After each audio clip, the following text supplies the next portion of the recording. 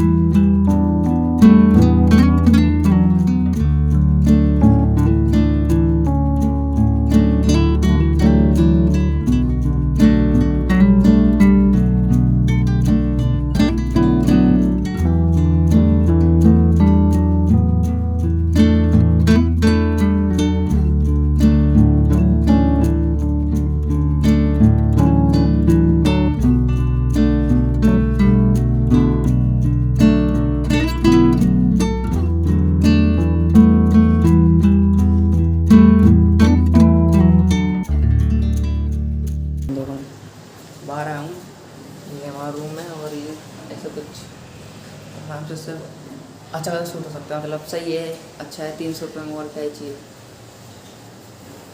इसके अंदर ब्लूटूथ वाला अच्छा सिस्टम है, ब्लूटूथ से हम फोटो वोटो खींच सकते हैं। और करते हैं, आपको हमारी वीडियो अच्छी लगे तो लाइक एंड सब्सक्राइब करना चैनल को।